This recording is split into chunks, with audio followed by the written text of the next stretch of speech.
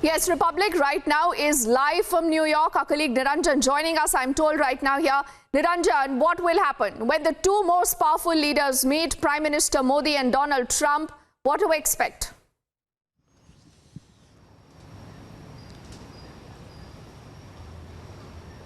Well, Dipti, good morning from here in New York. It's around 7:30, 7:35 local time. And I can tell you that it's going to be a very, very long day. If you had to go through the entire transcript of what Donald Trump told Imran Khan and the conversation that followed now, and what has been happening in the last couple of days between Modi and Trump, now that's all you need to know about what is going to happen today, because the Prime Minister, when he meets Donald Trump, there is going to be, of course, trade on the table. There are going to be a few thorny issues, which, of course, both leaders hinted at when they met at the Howdy Modi event in Houston.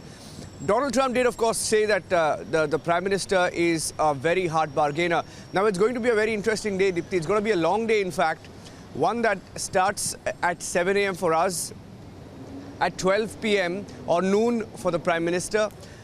He starts with that meeting. Of course, that's his first big engagement. So perhaps he's being briefed by by the officials as well before that, and that is why that's the first meeting. Perhaps they may not have gotten an earlier time from the U.S. President Donald Trump. The first engagement is at 12:30, and after that he goes for the lunch where all the heads of state will be present at the UN. So Republic TV will be live in a short while from now at the UN headquarters. And let me also tell you, in the course of our broadcast today, we'll speak to a lot of experts, those who've been watching the India-America relationship, through all times. And this is a very, very big day. You've seen the bonhomie. That was Act 1. As someone put it, that was Act 1. What happened in Houston was Act 1. And what happens today will be Act 2. The real business will begin here in New York today between him and the U.S. President. Now, that's lined up today. That's the first engagement that the Prime Minister has around 12:35. And as far as that entire conversation between Donald Trump and Pakistani journalists goes, don't want to talk about Pakistan too much, because Pakistan stands nowhere in the scheme of, doesn't really figure in the scheme of things. But it tells you about how, because I remember that there was one question asked on whether Donald Trump felt that there was any progress made, made any progress as far as fighting terror is concerned. Now, I just want to tell you that he said one thing. He said, I don't know about progress, but he certainly said Iran is the #1 terrorist country. So he sort of dodged and did not give Pakistan the clean chit. Now, that is significant. If you had to read between the lines, Donald Trump is anyway blunt, and he didn't spare the Pakistani journalists. But nonetheless, he did mention terror. He spoke about Iran. Of course, he's had a long-running, tiff with Iran. And this morning, we were also trying to get in touch with some of our colleagues from Russia today, who are also here to cover the event. Now, there are several interesting developments taking place, because on one hand, of course, these engagements are on. There's a lot of bonhomie between a few countries, but there is another headline from here in New York that and a big talking point, because Russian diplomats, at least 10 of them, haven't been able to get visas from the US. So that's a big talking point here as well.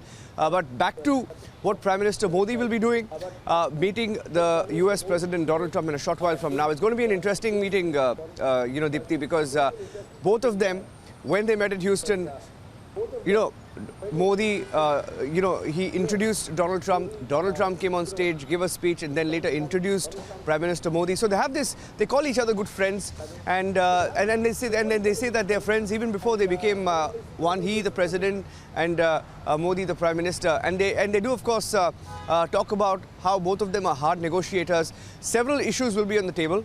One, of course, will be the trade ties, which they also hinted at yesterday. That talks have been underway on that to try and see if they can find a mid-path, because Donald Trump, and those were perhaps the testing times for the India-US relationship, when he put out those tweets talking about how India has gotten it easy and all of that, that he tried to attack India on trade.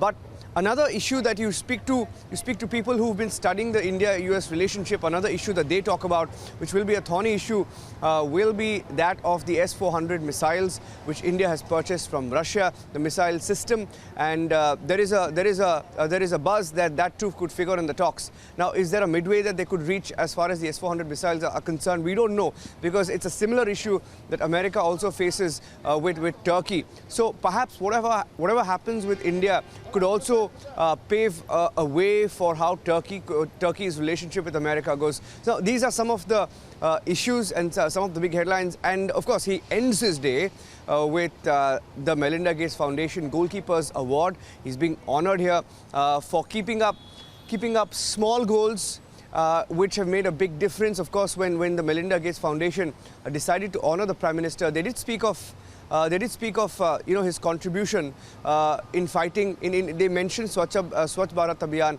and also the open defecation free. Now, these are small steps that the Prime Minister has taken. Even yesterday at the Climate Summit, when you heard the Prime Minister speak, he's been stressing on it for the last couple of months. He spoke of the single-use plastic and how we need to fight that. Now, these are small steps being taken, but they are being acknowledged everywhere, because you speak to experts and you speak to people who study sustainable development. For them, big talk is one thing, but taking steps is another. And these are small steps, perhaps in a country like India, where you can fight single-use plastic and switch to reused paper and cloth bags. Now, these are very small steps, but they go a long way, and that's perhaps why he's also being honored by the Melinda Gates Foundation for keeping up.